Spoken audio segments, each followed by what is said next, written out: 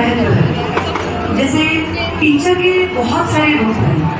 कभी टीचर एक कार्टून की तरह छोटे बच्चों को जब पढ़ाता है तो एक कार्टून जैसे कैरेक्टर होता है कि बच्चा उसमें इंटरेस्ट ले, वैसा रोल निभाता है। कभी टीचर जब बच्चे थोड़े बड़े हो जाते हैं तो उनको सही व्यवहार कैसे समाज में किया जाए, बच्चे का चरित्र निर्माण कैसे किया जाए, इस पे जोर लगाता है। और जब बच्चे और बड़े हो जाते हैं, जब बच्चे आप लोगों की उम्र में आ जाते हैं, स्कूल से बाहर निकलते हैं, तो जीवन जीने की एक दिशा ये गुरु ही दिखाता है। आज का दिन जैसे तुम जितने स्टूडेंट्स बैठे हो तो हमें टीचर की तरह देखते हो, लेकिन बेटा हमारे भी बहुत सारे ऐसे गुरु हैं। देखो आज के दिन हम ईश्वर से प्रार्थना करते हैं कि जिन जिन से हम पढ़े, जिनसे हमने कुछ भी सीखा, ईश्वर करे वो स्वस्थ रहें और जैसे उन्होंने हमें निखार कर संवार कर बहुत अच्छे इंसान बनाने के लिए अपनी तरफ से पुरजोर कोशिश की, कहीं कोई कमी पेशी रह गई तो वो हमारी गलती। तो आज का दिन है अपने सभी गुरुओं के सम्मान में उन सभी को अपनी ब्लेसिंग्स भेजने का। जितने टीचर्स से हम पढ़े हैं बेटा, अब बस वहाँ पे रोक दो उनको, अब एंट्री मत कराओ, वहीं सुन लो बेटा, वहीं सुन लो, मेरी आवाज आ जाएगी। आप लोग जो बातें करें ना, मैडम की जो बातें फिर ये तो तुम लोगों को थोड़ी मिलेगी, इनको ध्यान से सुनो। आपस की बातें तो तुम कर ही लोगे फिर, बस अब एंट्री को ब्लॉक कर दो, वहीं पर रुक के सुन लो वही का। तो ये मेरा मैसेज जो है ना, देखो जो आगे की पंक्ति में लोग बैठते हैं बेटा, ये युवा वर्ग के लिए है। ये बहुत पढ़े लिखे, बहुत काबिल, जिंदगी से बहुत कुछ सीखकर इस पहली पंक्ति में बैठने का अवसर मिलता है। जहाँ पे तुम लोग बैठे हो, जो वहाँ बैठते हैं, तो मन में एक टारगेट लेना चाहिए कि किसी दिन हम भी यहाँ सबसे पहली पंक्ति में पहुँचने की कोशिश करेंगे कि एक दिन हम भी समाज के उस तबके को बिलोंग कर पाए कि हमारा भी स्वागत हो और हम भी वहाँ बैठे। पहले हम भी वहीं बैठते थे। इन पंक्तियों में स्टार्टिंग की जो 2 लाइन्स है ना, इनमें बैठा कोई भी ऐसा नहीं है जो जन्म से यही बैठा हो। हम सब लोगों ने मेहनत की। आपके सामने जब ये लोग आए ना, तो इनको ध्यान से सुनना चाहिए। हर इंसान के जीवन में कोई ना कोई गुरु जरूर होता है, और ये गुरु जरूरी नहीं कि स्कूली किताब पढ़ाने वाला। सबसे पहला गुरु होती है माँ, अपने बच्चे को अपनी बोली सिखाती है, प्यार का वो पहला आभास, जिससे कि बच्चे में एक पॉजिटिविटी का संचार होता है। जिंदगी भर जो फेथ करना हम सीखते हैं ना, किसी पे विश्वास करना, वो हम कहीं ना कहीं अपनी माँ से सीखते हैं। और जो बच्चे विश्वास से भरे माहौल में पलते बढ़ते हैं, जीवन के पहले चरण की शुरुआत करते हैं, उम्मीद ऐसी की जाती है कि अगर उन्हें आगे का माहौल भी ठीक मिला तो वो एक अच्छे इंसान के रूप में सबल व्यक्तित्व के स्वामी बनेंगे। इंसान की अगली सीढ़ी जो सोसाइटी में उसके डेवलपमेंट में हेल्प करती है, ये है उसके बाकी घर वाले, जिसमें दादा दादी, मामा मामी, चाची बुआ, पिताजी का भी सेकेंड नंबर है माँ के बाद। और उसके बाद बच्चे की दुनिया थोड़ी सी बढ़कर उसके पास पड़ोस में पहुँचती है, फिर उसकी दुनिया का दायरा और विकसित होता है, स्कूल तक पहुँचती है। वहाँ से फिर जिंदगी का एक अलग चैप्टर स्टार्ट होता है, बहुत कुछ सीखता है इंसान। तो आज का दिन उन सभी लोगों को अपने मन से ब्लेसिंग्स भेजना, जिनसे तुमने कुछ भी सीखा, चाहे वो तुम्हारे पीटीआई सर थे, या तुम्हारे कोई म्यूजिक के टीचर थे, या कोई आर्ट ड्राइंग सिखाने वाले टीचर, या अपने माँ बाप। पढ़ा लिखा इंसान ही सिर्फ गुरु नहीं होता, हर वो इंसान गुरु है जिसने जीवन का कोई खास जीवन जीने का तरीका तुम्हें बता दिया। हमारे बीच में मामा जी बैठे हुए हैं, और मामा जी मेरे लिए एक जैसा ना गुरु का दर्जा। मामा जी की उम्र जो है 60+ के आसपास पहुंच गई है, और मैंने ये महसूस किया जैसे कोई भी लड़की आफ्टर मैरिज, एक सभी इस चीज़ को फील कर सकते हैं, क्योंकि तुम लोगों की भी बहनें होंगी बेटा, बहुत लड़के यहाँ बैठे हैं युवा वर्ग के, कुछ अनमैरिड लड़कियाँ हैं, कुछ मैरिड महिलाएं भी हैं।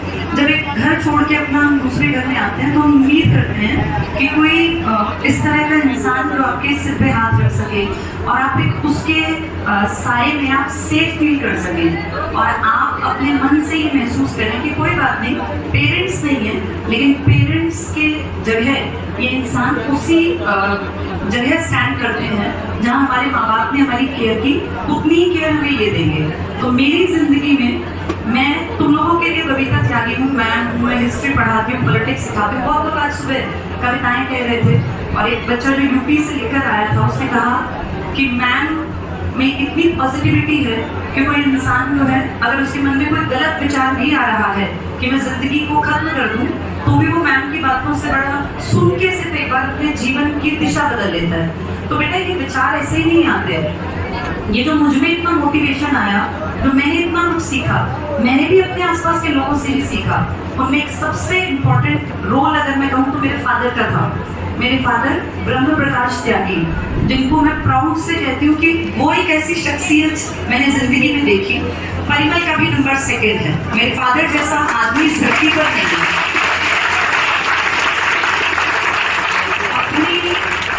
मेरी उम्र 42 साल होने वाली है दिसंबर में। मेरी बड़ी सिस्टर 44 इयर्स की हैं। आज से 45 साल पहले बेटियों के जन्म पर कोई विरले ही थे जो खुशी मनाया करते थे। हम 4 बहनें हैं और मैं प्राउड से कहती हूँ मेरे फादर ने हर एक बेटी के जन्म पर उतनी ही शिद्दत से खुशियां मनाई। और आज हम चारों सिस्टर्स सक्सेसफुल हैं, समाज में हमने एक मुकाम हासिल किया। इसका कारण ये नहीं कि हम बहुत अलग थे, नहीं, बिल्कुल एवरेज थे जैसे मेरे चाचा ताऊ की और बेटियां। लेकिन वो मेरे फादर का विश्वास था कि मैं अगर अपनी बेटियों के ऊपर मेहनत करूंगा, इन्हें एक अच्छा माहौल दूंगा, तो मेरी बेटियां बहुत आगे निकलेंगी। और मेरे फादर के उस कॉन्फिडेंस ने, उस फेथ ने हमें यहाँ तक पहुँचा दिया। मेरे फादर के बाद 2nd नंबर पर जैसे जो मैं देखूँ गुरु की तरह, मेरे दोस्त की तरह, मेरे हस्बैंड के रूप में परिमल ने बहुत बहुत एक इम्पोर्टेंट रोल प्ले किया। और मैं 20 साल में गवर्नमेंट स्कूल में टीचर लग गई थी, लेकिन शायद मैं 60 साल में वहीं से रिटायर हो जाती, बहुत अच्छा काम करती। वहाँ भी मैं टीचर ही थी, लेकिन एक दायरा होता है। वहाँ में क्या थी, 50 बच्चों को पढ़ा दिया, एक साल में 100 को पढ़ा दिया। मैं जिंदगी के अगर 40 साल भी नौकरी करती तो मैं हद से हद कुछ 1000 बच्चों तक अपनी बात रखने में सक्षम हो पाती। लेकिन परिमल सर ने मुझे एक प्लेटफॉर्म दिया जहाँ से आज मेरी बातें पता नहीं कितने लाखों, इनफैक्ट जब मैं देखती हूँ कि मेरी कोई वीडियो सर ही मुझे बताते हैं, मैं सोशल मीडिया पर नहीं हूँ, कि तुम्हारी ये वीडियो इतने मिलियन क्रॉस कर गई, इतने मिलियन क्रॉस कर गई, तो मैं फील करती हूँ कि मैं कितनी ब्लेस्ड हूँ। ईश्वर ने मुझे मेरे फादर के रूप में एक ऐसा इंसान दिया जिसने मुझे बेसिक सपोर्ट दिया, मुझे पढ़ाया लिखाया, काबिल बनाया, और उस हुनर को पहचाना परिमल सर ने। परिमल सर का बहुत बहुत शुक्रिया। पहले जो है बबीता मैम की एक वीडियो ने एशिया की सबसे ज्यादा हाईएस्ट व्यू ले लिए।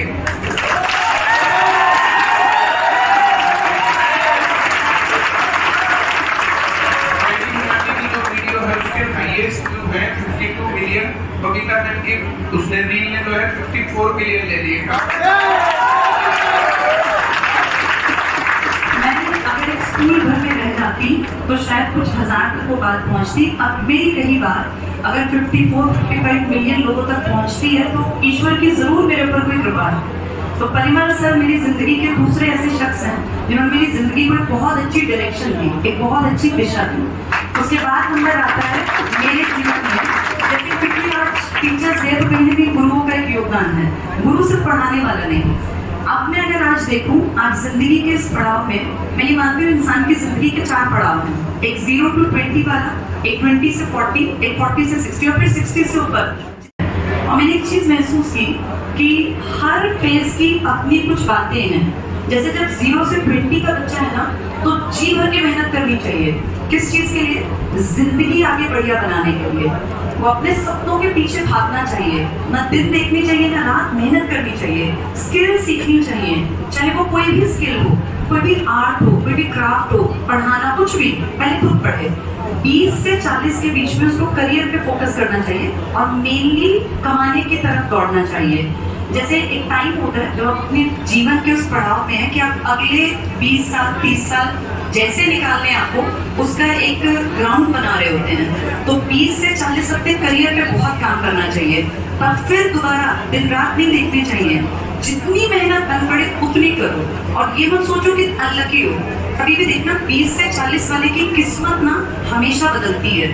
20 से 40 वाला बच्चा जब मेहनत करता है ना, तो किस्मत चाहे पीछे कुछ भी ना हो, चाहे माँ बाप भी ना हो। मैंने ऐसे ऐसे बच्चे देखे हैं अनाथ, जिनके पास कुछ भी नहीं था, आज उनका सोसाइटी में, समाज में नाम है, आज दुनिया उनको सलाम करती है। तो ये 20 से 40 की उम्र में बहुत ज्यादा जीतोड़ मेहनत करनी है, जिसमें तुम लोग बैठे हो। और फिर आता है जीवन का तीसरा चरण, जिसमें मैं हूँ, बाकी बहुत सारे टीचर्स हैं, परिमल सर हैं, हमारे सुनील सर हैं। जिंदगी के इस तीसरे फेज में आके समझ में आता है कि कुछ चीजें अब के बाद आपकी डेस्टिनी है, उसमें आप बहुत ज्यादा चिंता ना करें, वो आपका भाग्य है और भाग्य में जो लिखा है वो होगा। ये आपको नहीं सोचना, अभी आपको मेहनत करनी है। ये हम सोचना स्टार्ट करते हैं कि मेहनत भी करते रहे, लेकिन कुछ चीजें हमारे हाथ से बाहर है, वो हर चीज आपके हाथ में नहीं है। 20 से 40 में मेहनत इस कदर करो कि सब कुछ तुम्हारी मुट्ठी में है, और 40 के बाद जिंदगी जो जो दिखाए उसको एक्सेप्ट करते चलो कि ये भी पार्ट ऑफ लाइफ है और इसकी भी इतनी खूबसूरती है। अब मैं जिस फेज में हूँ, इस फेज में आके, जैसे फर्स्ट फेज में मेरे फादर मेरे लिए रोल मॉडल थे, सेकेंड फेज में मेरे लिए परिमल सर रोल मॉडल थे, मैं थर्ड फेज में हूँ अपनी जिंदगी के, और अब मेरे लिए रोल मॉडल मामा जी हैं। मामा जी ये रोल मॉडल पता है क्यों बदलते हैं? क्योंकि हमारी जिंदगी को देखने की जो सोच समझ है ना, वो बदल जाती है। आज मैं जिस उम्र के दौर पर हूँ, अब मुझे दिखाई देता है कि आपके अंदर ना जैसे चीजों को सही और गलत को गलत कहने की जो क्षमता है, वो होना बहुत जरूरी है। अगर आप सिर्फ अपने अपने बारे में सोचेंगे तो फिर आप सही इंसान नहीं कहलाएंगे, और बहुत सारी जिंदगी के ऐसे पड़ाव आएंगे जब आपको रिश्ते एक तरफ करने पड़ेंगे और आपको सही और गलत में से किसी एक का चयन करना पड़ेगा। वहां जाके फील होता है कि जो इंसान तार्किक है, जो इंसान सोच समझ के निर्णय लेता है, वही इंसान जिंदगी में बढ़िया है। चाहे वो आपके घर के सगे हों, आपके माँ बाप हों, आपके भाई बहन हों, या आपके हस्बैंड और वाइफ हों।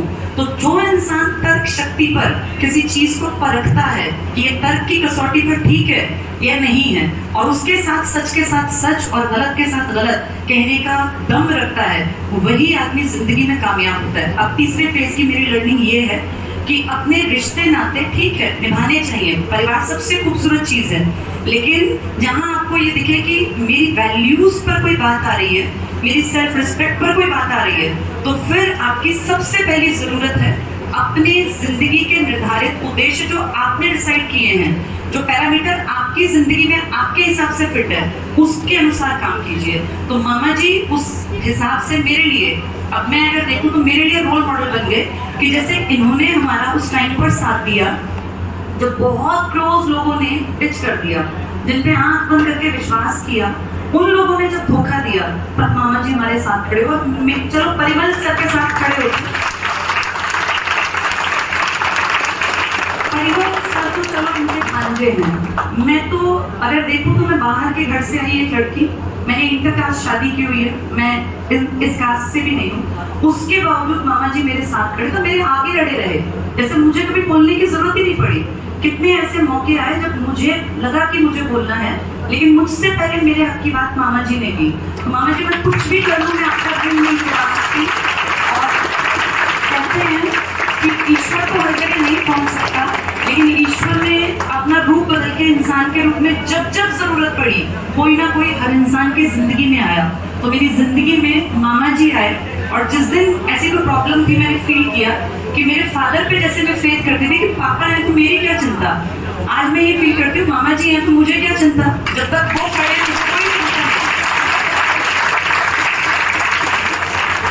और मैं बहुत ज्यादा लकी हूँ कि मुझे तीसरे फेज में भी अपने रोल मॉडल मिल गए कि मुझे भी जिंदगी के हर पड़ाव पर तर्क शक्ति का इस्तेमाल करना है, और चाहे कल को मेरा बेटा मेरी बेटी बड़े होंगे, उनके भी लाइफ पार्टनर्स होंगे, मैं ये सीख उनको भी दूंगी कि अपने सगे पराये मैटर नहीं करते, आपकी सेल्फ रिस्पेक्ट पे अगर आँच आए तो फिर आपको बोलना जरूरी है।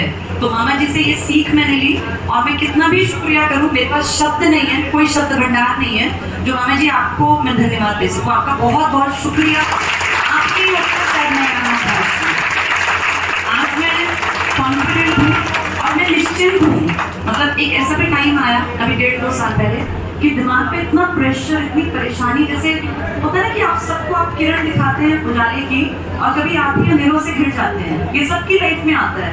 वैसा फील हुआ कि कुछ भी नजर नहीं आ रहा, इतने सालों की मेहनत एकदम से जीरो बना दी, चंद लोगों ने विश्वासघात करके सब खत्म करने की कोशिश की, पर फिर दिखा कि नहीं, ईश्वर सारे रास्ते बंद करता है, उससे पहले एक रास्ता जरूर खोलता है। तो वो रास्ता मामा जी के रूप में मेरे सामने खुल गया, और आज मैं बिल्कुल फ्री हूँ, निश्चिंत हूँ, और जिस किसी को अच्छे रिश्तेदार मिले, मामा जी के रूप में मिले, और इतने अच्छे लोग आज भी धरती पर हैं, इसीलिए ये धरती चल रही है। तो बहुत बहुत शुक्रिया मामा जी, बहुत बहुत शुक्रिया परिमल सर का, मेरे उन सभी टीचर्स का। आज ये मेरी बात जहाँ तक भी जाए, जो स्वस्थ हैं, जिंदा हैं, क्योंकि बहुत लोग तो उम्र दराज होकर कई पता चला टीचर्स चले गए हैं, जहाँ भी हैं मैं शुक्रिया करती हूँ हर एक इंसान का जिससे मैंने कुछ भी सीखा, कोई भी चीज सीखी, जिंदगी को जीने का तरीका सीखा, लाइफ को देखने का सलीका सीखा, उन सभी का शुक्रिया। और बहुत बहुत शुक्रिया बेटा तुम लोगों का, तुम नहीं जानते, तुमसे भी मैंने बहुत कुछ सीखा, क्योंकि जब तुम क्वेश्चंस पूछते हो ना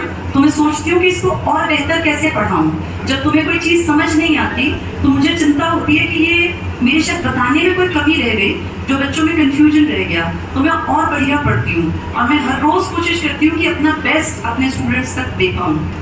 और उम्मीद करती हूँ मैं टीचर बेटा दिल से बनी हूँ। मैं सेकेंड क्लास में थी जब मेरा टारगेट था कि मुझे टीचर बनना है। मैं बाय चांस टीचर नहीं बनी, मैं अपनी खुद की पसंद से टीचर बनी, और मैं इस प्रोफेशन की इतनी रिस्पेक्ट करती हूँ, इतना रिगार्ड करती हूँ कि अगर ईश्वर भी कहे कि भाई अगले 7 जन्म तक क्या प्रोफेशन चुनोगे, तो मैं टीचिंग को ही चुनूंगी। इससे बड़ा प्रोफेशन नहीं है। इतना प्यार, इतनी इज्जत, इतना ज्यादा लगाव जुड़ाव, ये किसी भी प्रोफेशन, सब प्रोफेशन अच्छे हैं, खराब कोई नहीं है, लेकिन जो अटैचमेंट, जो लगाव एक बच्चा दिखाता है ना, अगर टीचर मेहनती हो, सब टीचर्स भी रिस्पेक्ट नहीं कमाते, रिस्पेक्ट उनकी होती है जो मेहनत करते हैं। और माँ सरस्वती की बड़ी कृपा है, मैंने बहुत प्यार, बहुत इज्जत इस सोसाइटी से पाई, अपने बच्चों से पाई। मैं कई बार सोचती हूँ कि पता नहीं जब मैं क्लास में एंटर करती हूँ तो शायद कोई माँ सरस्वती की कृपा है। मैं कभी ये नहीं सोचती कि मुझे क्या बोलना है, मुझे यहाँ जब बुलाया तो मैंने सोचा नहीं, कोई प्लान नहीं किया। मेरी बेटा सच में माँ सरस्वती की कृपा है कि मैं बहुत अच्छा अपनी बातों को आप लोगों तक डिलीवर कर पाती हूँ। बड़ा बड़ा शुक्रिया, माँ सरस्वती का आशीर्वाद आप सब पे बना रहे, सब पढ़े, सब पढ़े, इस सोसाइटी को एक सुंदर समाज बनाए, और कभी भी अपने आसपास जहाँ जो गलत हो रहा है इसके खिलाफ आवाज उठाएं। एक आवाज एक एक करके जब बढ़ती जाती है ना, तो दुनिया में गंदगी अपने आप दब जाती है। आज जरूरत है हम सबको बुलंद आवाज में अपने अपने हक के लिए, और वो हक ये नहीं कि जमीनी और चीजों का, हक हमारा पढ़ने का, हक हमारा आगे बढ़ने का।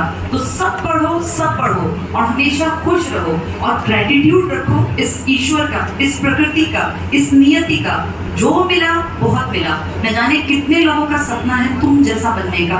तो बहुत बहुत लकी हो, अब मेहनत का दौर है, खूब पढ़ के अपनी जिंदगी को एक सुंदर अच्छी डायरेक्शन में, एक स्टेज पे ले जाके फिर तुम भी दुनिया में कुछ ना कुछ अच्छा आगे बढ़ा सकते हो। Thank you.